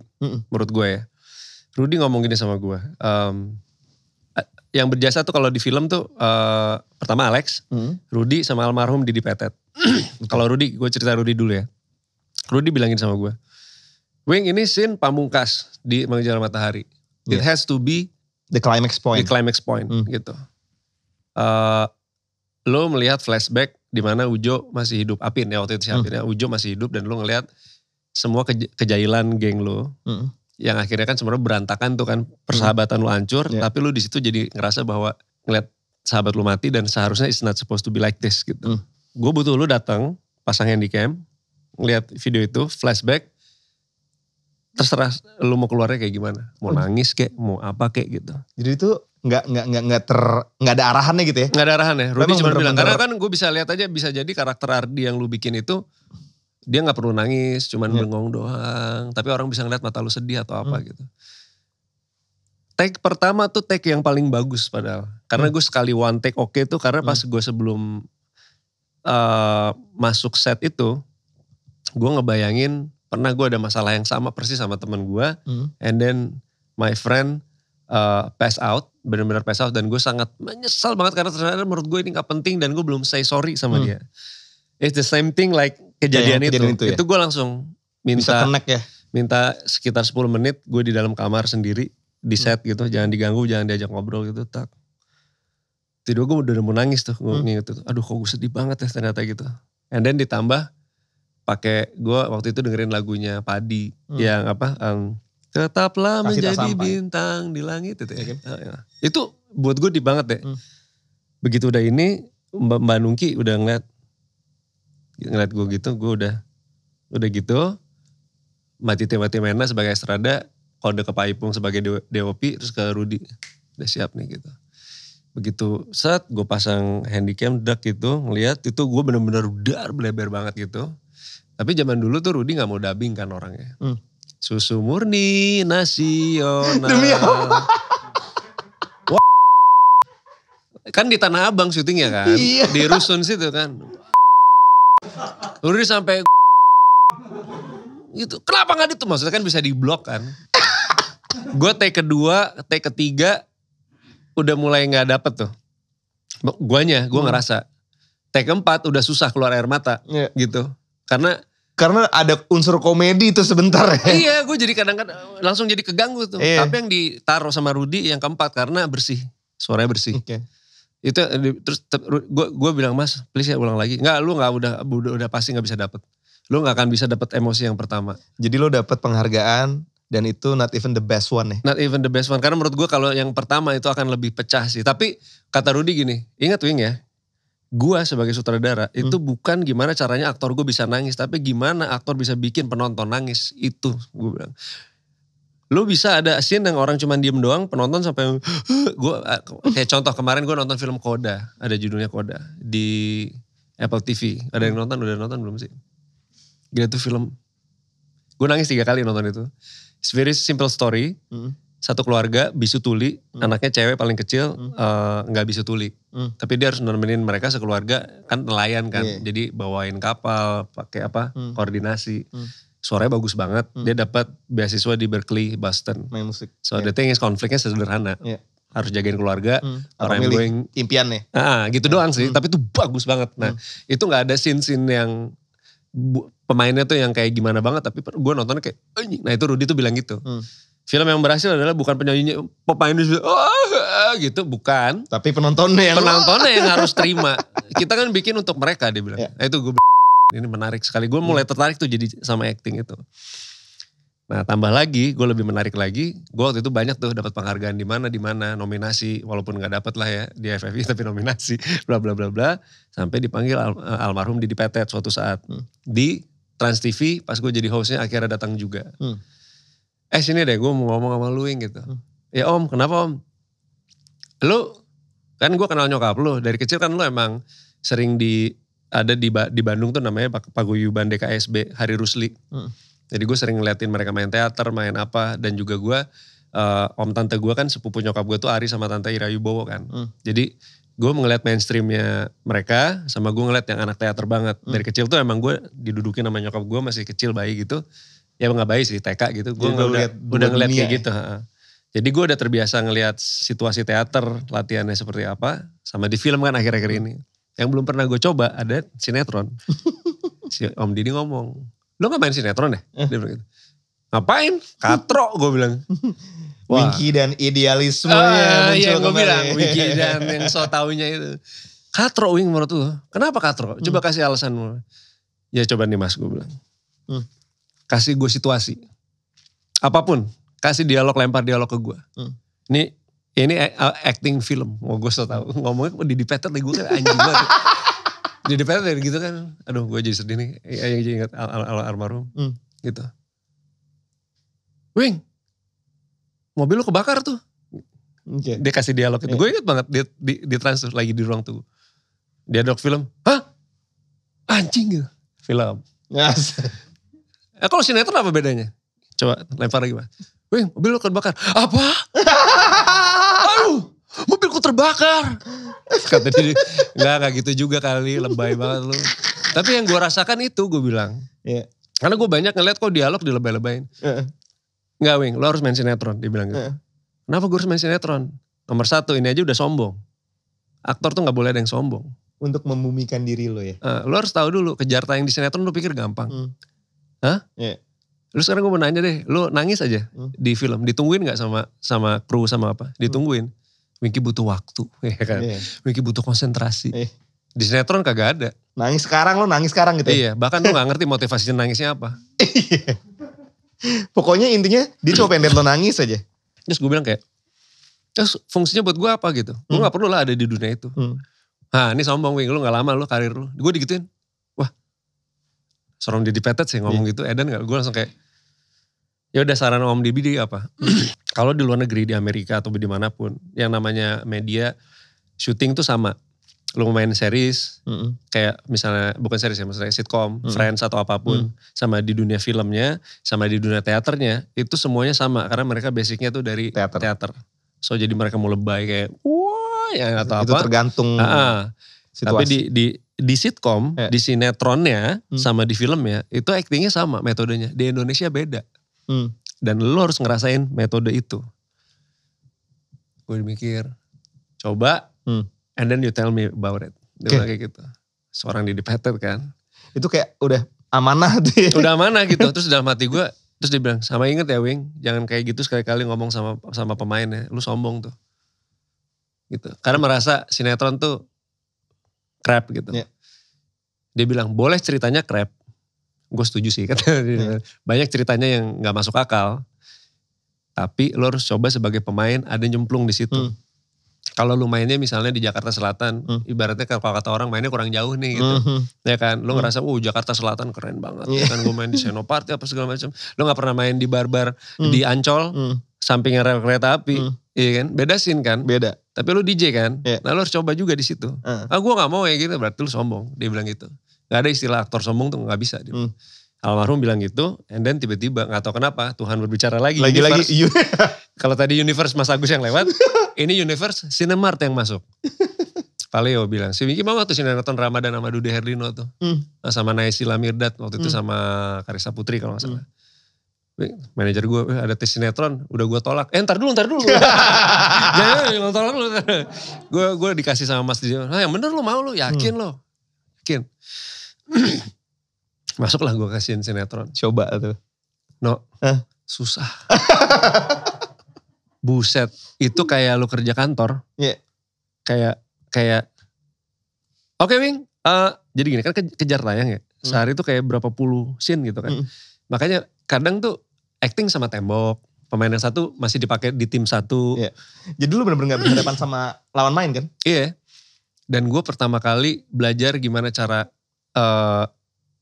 nangis yang cepet gitu. Gue ngeliat kayak Dude, Naysila gitu. Lagi ketawa-tawa, oke, si nangis ya, oke, and action. Kok bisa? Kayak on off gitu ya. Gue kayak, anjir gimana sementara Wingky ini gini ya. Anjing, gue butuh waktu ya. Cepet ya Wing 3 menit. Gue, hah? Wah, 3 menit. Gitu. Gue langsung cari cara. Gue nanya akhirnya sama si Dude, Dek gimana lu kok bisa cepet banget ya nangisnya kayak gitu. Gue udah terbiasa sih gitu. Terus dia ceritain metodenya dia, Naysila juga ngasih tahu. Ini aja kak gini. Gue langsung mikir jadi anjing gue sombong banget jadi orang ya. Gue ngerasa dulu udah masuk nominasi FFI lah, di pergaulan gue film, gak mau kenal sama pemain sinetron, terus dalam hati gue I'm nothing dude ternyata. Secara pemain ya gitu. Walaupun banyak, juga ada sesuatu yang lucu kayak di sinetron tuh kayak, ini bener nih gue harus ngomong gini, ya maksudnya kayak gini ya. Lainnya tuh. Ya ampun Jo, gue pernah ada lainnya kayak gini. Kita pacaran nih misalnya nih, lu cewek ya. Nina misalnya. Oke. Si Nina memutusin gue gitu, dan gue sakit hati banget. Oke.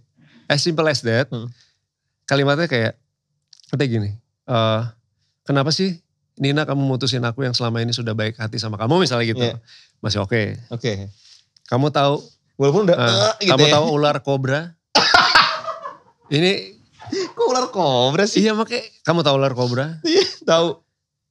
Kobra, ibaratnya gini, gue lupa intinya gini, lo tau ular kobra? Itu rasanya sekarang kayak bisa itu menancap di hatiku gitu. Intinya gitu, sesakit itulah kasarnya gitu. Gue bilang gini, Pak, ini kan gue bilang, sorry kan bisa ya bilang aja. Kalau tau kan lo udah baik hati sama gue. Gak usah ada ular kobranya gimana. Gitu. Udah cukup ya itu ya? Cukup, atau enggak gue tambahin yang lain deh. Bahwa maksudnya gue tuh sakit hati banget apalah. Bahasa anak sekarang aja gue bilang gitu. Gak perlu ada ular kobra. Nulis ke penulisnya. Penulisnya gak mau Jo. Ada tuh yang gitu. Gokil. Harus kayak gitu. Terus sementara karena memang ada beberapa scene yang dibikin. Ya kalau misalnya pemain-pemain sinetron yang lama. Dia tuh benar-benar gak masalah. Kamu tahu rasanya begini. Tahu ular kobra. Itu bisanya menusuk yang gitu-gitu. Iya. Dalam hati gue itu kan teatrikal ya. Dalam hati gue kayak di sinetron harus gini. Nah ini gue langsung. Ini yang gue gak suka. Gue bilang gitu. Tapi gue mikir sama Mas Didi. Aduh Om Didi harus ngomong, harus ikut ya. Sorry Wing harus ngomongnya gitu aja. Gitu. Ya udah mau gak mau kan. Ternyata emang abis itu si cewek itu tuh dipatok ular kobra beneran mati. Secara logika juga gak masuk ya akal. Cuman maksudnya mau disambunginnya tuh ternyata situ. Jadi makanya harus dirubah. Jadi nanti biar kayak gue aduh kenapa waktu itu gue ngomong gitu. Tapi tetep aja dari hati gue kan sebenarnya gak harus ngomong. Ya lu bisa, ya udah oke langsung lah ya. Harusnya lu ngomong gini aja Mas Wingky. Nin mobil lo kebakaran. Iya udah lebih beres gitu kan. Akhirnya gue ucapkan. Nina gitu ya. Oke. Iya dengan udah berkaca-kaca tuh. Itu udah latihannya udah oke tuh ya berkaca-kacanya. Gue udah lumayan bisa cepet. Nina. Gue bilang ya kurang baik apa sih selama ini. Emang apa-apa gitu ya. Itu gue samain tuh. Pas ular kobra. Gue ngomongnya tapi intonasinya gue bedain. Di situ gue langsung mikir, oh ternyata suatu dialog tuh bisa tetap jadi indah asal kita cara intonasinya ngomongnya beda aja.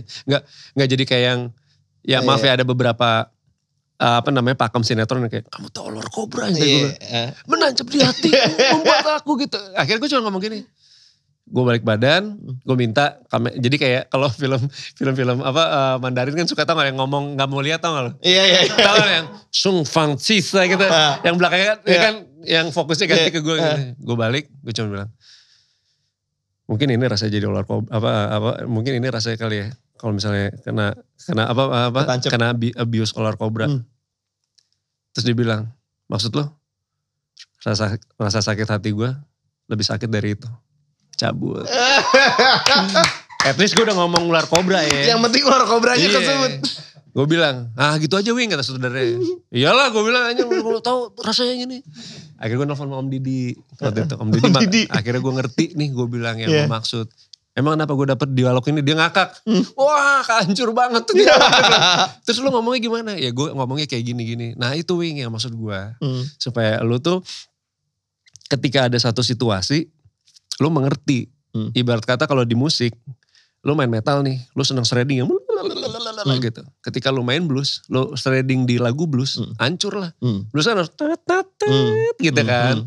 Pakai soul, main juga pakai soul, dialog pakai soul. Penulis juga misalnya dia menyampaikan yang gak enak, yang ngubah lu sebagai mesinnya. Di situ gue langsung, oke Mas Didi, thank you for the knowledge gitu. Start dari situ gue udah gak pernah lagi ngebeda-bedain antara sinetron, film dan apa gitu. Jadi kalau ada orang yang ngeledek, ya sempat ada ya kita akhir-akhir ini kan sinetron yang gak masuk akal ceritanya. Iya gitu. Kalau itu sih menurut gue emang gak masuk akal banget ya. Iya kan yang terlalu ya tau lah ya. Ya kalau kayak gitu berhak menolak gitu. Tapi kalau kata Mas Didi, lu menolak berbagai macam kerjaan itu hak lu. Itu untuk ngejaga image lu. Nggak masalah, cuman karena yang gue ngelihat ada kesombongan di diri lu awalnya. Itu yang gue nggak suka. Jadi lu harusnya datang ke suatu tempat sebagai pemain, sebagai aktor atau sebagai DJ ataupun sebagai apapun, situasinya seperti itu, ya udah, gitu. Jadi cerita lagi nih. Enggak, gini aja. Nggak, gue sih seneng sih denger ceritanya. Cuma emang banyak sekali yang pengen kita tanyakan. Cuman waktunya kan gak mungkin cukup ya kalau nanya semuanya. Ini kita langsung rangkum aja dengan 3 pertanyaan pamungkas. Ayo udah oke siap. Yang pertama, ini beti-beti sih pertanyaannya. Sepanjang lo berkarir, ini film dulu ya, since lagi ngomongin film ya. Variatif kan lo udah nyobain sinetron, nyobain film, nyobain series, macem-macem. Tapi challenge utama yang lo hadapin sebagai aktor tuh apa sih Mas Wingky kalau bisa di-share? Karena pasti banyak Blibli fans yang main tahu juga.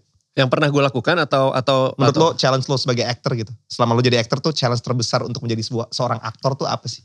Kalau lo? Gue pernah ada film pendek ya film pendek IKJ waktu itu untuk tugas akhirnya salah satu sutradara yang sekarang udah besar juga. Itu gue diharuskan ML sama cowok. Asli. Jadi sini adalah gue di rumah nih, sebenarnya gue nggak mau kelihatan gue gay gitu, tapi di luar gue cewek gitu. Sampai akhirnya pokoknya endingnya tuh gue main sama Yayang Senur, jadi ibu gue waktu itu. Jadi waktu itu endingnya adalah, bukan endingnya, scene-nya tuh adalah gue sama si aktor ini. Nih si aktor ini juga tugas akhir sebagai pemain teater kalau gak salah. Jadi kita harus ada adegan scene dimana pokoknya gue make love, tapi ngambilnya tuh dari belakang. Jadi gue pakai BH gitu, terus gue duduk di atasnya, terus dia harus nyium leher gue, dan gue harus terangsang banget gitu. Terus akhirnya guanya kan karena gue cewek kan, gue ke belakang terus ada kayak nungging gitu, cowok sama cowok gitu kan. Ya terus pas mau sikat selesai gitu. Itu lumayan, menurut gue bilang sama waktu itu. Manajer gue kan bilang, ini kan pro bono kan. Dia bilang, Wing,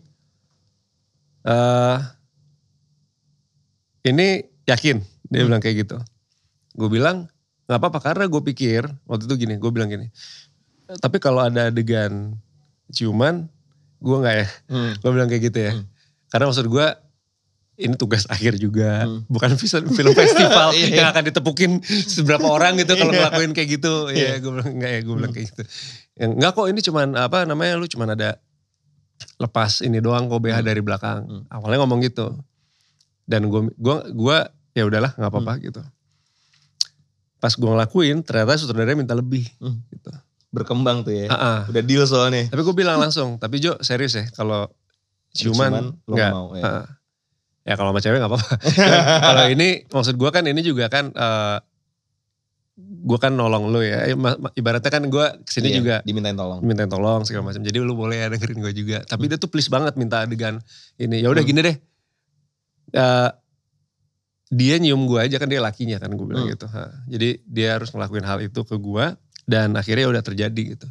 Yang lebih lucunya di sini tuh adalah si cowoknya begitu gue dudukin.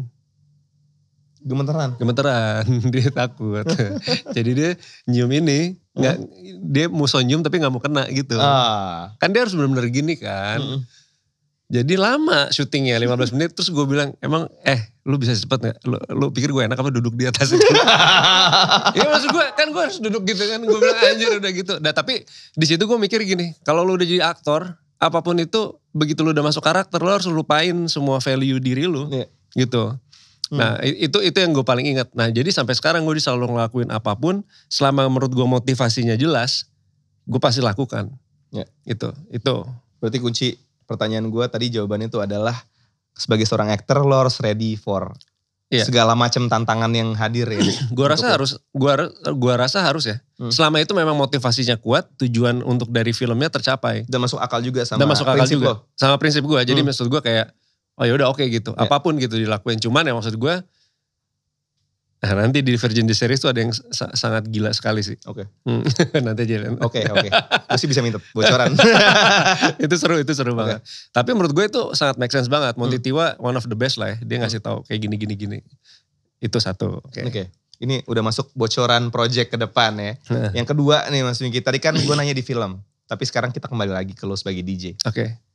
Gue tuh selalu kagum yang ngeliat DJ karena lo single handedly bisa ngatur flow, ya? perasaan satu kumpulan massa gitu, crowd gitu. Tantangan untuk menjadi DJ itu sebenarnya yang bisa lo share based on pengalaman lo tuh apa sih Mas Wingky? Yang harus dimiliki sama seorang DJ. Nomor satu, kalau gue dulu ya, gue ngerasa bahwa lo as being a DJ itu lo nggak bisa jadi DJ doang. Lo harus jadi clubbers dulu. Lo harus jadi penikmat. Dan udah gitu lo harus ngerasain posisi jadi manajer klub gimana. Jadi security klub gimana. Jadi doorman yang di depan ya bilangnya gitu Ini kok pantai sih? Gue plesetin biar gak kasar. Yang terus jadi waitersnya gimana gitu. Karena ketika lu dekat sama lingkungan kerjaan lu, jadi lu bisa tahu bahwa apa sih yang selama ini tamu suka. Kan waiters beda pasti. Bawain minum. Bro, DJ-nya ini dong apa? Pasti ngomongnya ke waiters. Waiters biasanya gak peduli. Tapi karena gue tanya, selama malam gue main, gimana menurut lo? Wah top banget mas, si Spender ini suka gini-gini. Cuman yang sana, dia lebih seneng lagu-lagu kayak gini. Yang gitu. Oke, gue catat tuh. Manager klub beda lagi poinnya. Dia kalau gue ngobrol sama dia, gimana hasil yang kemarin misalnya gitu. Ya kita dapat revenue segini nih Wing, gini-gini. Soalnya ternyata pas lagi paling peak banget, lu pas mainin lagu ini. Gitu. Oke, gue catat lagi gitu. Nah, kadang DJ itu nggak bisa bertahan lama di karirnya karena dia menempatkan diri as a star gitu. DJ apapun yang lo lakuin pasti orang suka gitu rasanya. Iya, gitu. Gue bilang di luar negeri bisa.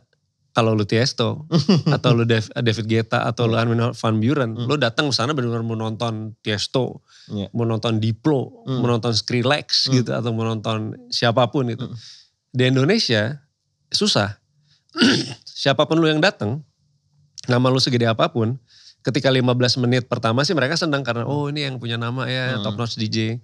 Sisanya 1,5 jam kemudian yang berbicara udah alkohol dan selera dia. Iya, you have to serve the crowd ya. Iya, kasarnya gitu. Nah, itu yang gue pelajari bahwa lu gak bisa. Persetan. Persetan. Crowdnya gak ngerti. Crowdnya gak ngerti musik gue. Gak usah dengerin gue kalau kayak gitu. Itu gak bisa ya? Itu gak bisa. Kalau menurut gue di Indonesia terutama. Lu jangan baperan aja pokoknya. DJ itu gue pernah dilempar rokok gini ke depan muka gue pernah. Apa tuh masalahnya kalau boleh tahu? Jadi gue main di suatu kota. Di Jakarta. Oh, di Jakarta. Jadi pas gue datang, gue belum pernah main di klub itu. Terus manajernya sangat meyakinkan bahwa just play what you wanna play. Dia nunggu lu kok gitu. Tapi pas gue masuk, gue langsung ngeliat dandanan semua orang yang datang. Kayaknya gak match ya. Ini pasti bukan crowd yang suka musik gue. Tapi manajernya ngancem, kalau lu sampai mainin lagu yang nggak lu mainin kayak di Embassy Jakarta Selatan, gue malah sebel gitu. Gue ngikutin si manajer. Ya setengah jam atau apa, ada rokok Jo, tus gitu. Karena mereka nggak menikmati musiknya. Aja musiknya. Set. Gue bilang, gak suka nih anjir. Berantem. Bukan guanya sih untungnya. Iya. Kan gue ada entourage juga tuh. Iya. Mau pukul-pukulan tuh. Popak. Lo kan harus tetap main. Tapi start dari situ gue langsung ganti tuh. Gue langsung ganti. Gue udah punya folder lagi di satu nih. Gue udah pasti suka musik ini nih. Gue pasang. Seret udah gue main. Pecah. Oke. Gitu dong bro. Gitu-gitu kan udah. Pas balik. Temen gue ngeritik. Kenapa jadi gitu sih lo? Main musik apa segala macam kayak gitu. Ya gue banyak kena kritik kayak gitulah. Kadang-kadang pernah ada yang suka banget gue. Pas ngeliat gue mainnya misalnya di kota lain. Kok beda gitu? Kok beda? Kenapa kok setnya jadi gini? Mungkin mah komersil atau apa segala macam gitu. Tapi at the end. Gimana ya? Ini cuma contoh ya. Bukan maksudnya sombong ya. At the end hampir sekarang masuk ke 28 tahun. Kayaknya gue bertahan terus gitu. Karir nge-DJ lo udah 28 tahun ya. Iya, gue masih ada di sini gitu. Dan akhirnya gue pas pandemi itu, gue bikin BOH itu kan. Basement of Heaven itu ternyata meledak banget. Nah terus kemarin gue bikin lagi satu subdivision namanya BOH FM. Gue sama istri gue, durasi cuma 15 menit. Tapi gue bawain semua lagu Indonesia tahun 80. Atik Sibila, Mus Mujiono lah apa. Lagunya original semua, tapi gue edit dan gue nge-mix beneran gitu. Jadi mungkin sejenis kayak teman-teman kalau Om Leo kan berkaraoke di Disco Pantera. Cuman gue waktu ngambil segmennya lebih kayak untuk lucu-lucuan aja. Ternyata itu pecah banget dan emang gue ngerasa kayak bahwa lo harus coba terus aja gitu. Sampai lo nggak perlu malu untuk sekarang ya, zaman sekarang ya, lu gak perlu malu untuk kayak gue punya, udah harus di sini gitu. Karena gue terus to be, gue kayak ngerasa gue udah break the barrier dari metal ke sini kemana-kemana, ternyata aman-aman aja gitu. Asal lu delivernya bener ya, gak sombong gitu. Nah, banyak orang sekarang kayak, lu gak ngerti gue. Iya. Kayak gitu. Tapi berarti kesimpulannya kalau yang gue tangkap ya, lo pengen bilang sama Blibli Friends gitu, kalau lo pengen jadi DJ jangan takut beradaptasi juga ya Mas Wingke. Gue rasa harus kayak gitu sih, tapi kan, at the end juga nanti lo punya idealis juga sih gitu. Pasti itu kan bakal terbentuk ya. Cuma maksudnya keras kepala lo bolehlah dikurangin dikit gitu ya. Kurangin banyak sih harusnya. Kurangin banyak harusnya ya. Oke. Ya gitu. Tapi bukan berarti lo jadi orang lain. Bahasa kasar gue gitu ya. Gue jadi kayaknya mau kemana aja gue enggak gitu. Cuman lo harus punya ciri khas juga gitu. Gue mau mainin lagu mungkin sama lu. Cuman cara nge-mixnya gue sama gue bikin konsepnya beda gitu. Oke. Harus kayak gitu aja sih. Luar biasa. Banyak sekali wisdom yang kita dapat. Tapi yang paling akhir harus Mas Wingke yang ngomong dong. Sama Blibli Friends. Oke. Kira-kira apa yang bakal lo sampein buat anak muda yang pengen punya karir sebagai DJ juga. Oke. Blibli Friends. Diapalin dulu. Buat gue sih, buat lu terutama yang masih generasi Z sekarang ya, menurut gue udah gak ada alasan lagi untuk lu bilang, gue gak bisa nih, gue gak bisa ini apa. Enggak, itu bullshit menurut gue. Karena kenapa? Dulu kita aja semuanya serba analog, bisa bertahan dan ngebuat scene dance music sebesar ini, dan akhirnya lu semua ada di scene ini yang kami buat. Dan senior-senior gue buat. Lu udah dimudahkan dengan seluruh internet, sosmed, YouTube, tutorial, how to segala macam. Itu udah tinggal sebenarnya ide aja. Lu mau ngembanginnya gimana. Makanya kan sekarang banyak juga kan. Ya ini juga ada beberapa teman artis gitu yang benci banget sama selebgram. Gitu. Mereka bilang kayak selebgram bisanya apa sih gitu kan. Maksudnya kayak cuman bisa posting-posting doang, bikin TikTok atau apa segala macam kayak gini. Gitu. Mereka bilang bukan skill banget sebagai artis gitu atau beda lah pemain film sama ini gitu. Nah ini yang kayak gini-gini juga lu gak usah dengerin. Terutama anak-anak muda. Just be yourself, gunakan semua aplikasi yang ada. Yang sekarang semuanya lagi trending atau apa. Lu bikin aja gitu. Karena menurut gue at the end lu semua yang lebih kreatif dibanding kita. Betul. Lu yang tiap hari ciptain konten segala macam. Dan aksesnya ya. Iya ini orang-orang tua ini. Ngerasa dirinya hebat dulunya. Cuman mereka tuh gak evolve. Menurut gue itu problemnya. Evolve ya? Evolve. Jadi lu evolve aja terus. Sampai nanti akhirnya karya lu dijelekin, ditolak. Tapi akhirnya nanti lu akan sampai di situ pasti. Menurut gue sih kayak gitu. Jadi jangan takut untuk mencoba hal-hal yang aneh aja gitu. Gitu. Dan orang mau komen apa, netizen apa segala macam. Jangan ambil pusing. Jangan diambil pusing. Kalau menurut gue gak perlu dianggap sama sekali. Yang negatif ya. Tapi kalau yang positif. Menurut gue kalau lu ada waktu, lu ngobrol deh. Kalau gue nih sistemnya gitu. Ada waktu, gue biasanya gak, dan gue ngeliat komennya dia udah cukup ngedidik gue. kadang ngeritik gitu, tapi pas gue ngeliat kok bener ya. Gue jadi temenan tuh DM. Karena bener gitu, bukan ngeritik fisik gue.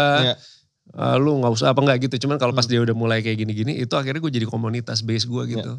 Makanya gue ngerasa sih sebenarnya yang paling penting juga buat teman-teman anak muda nih, jangan mentingin followers tinggi, cuman engagementnya sama attachment lu sama si followers lu tuh tinggi apa enggak.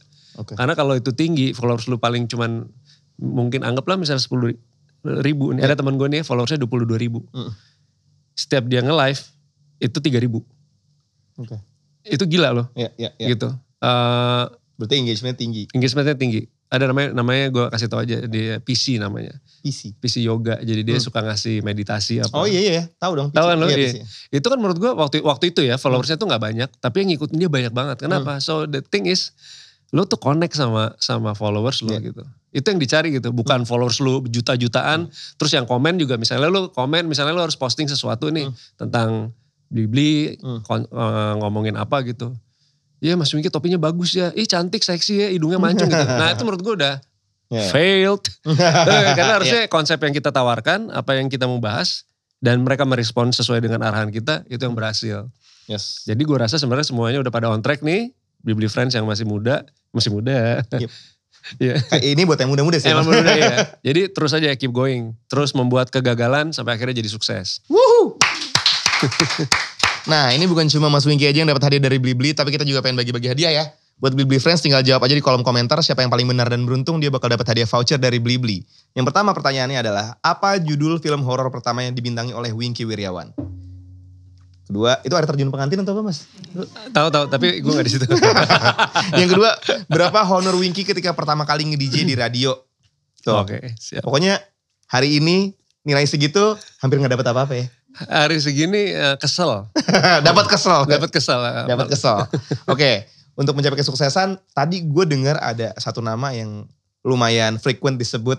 Kayaknya tuh emang bener-bener partner lo dari nol banget mencoba untuk menapaki karir ya. Yang tadi gue bilang digaji 1.500 perak. Iya, itu bagi duanya sama dia ya. Sama ini orang di lobby.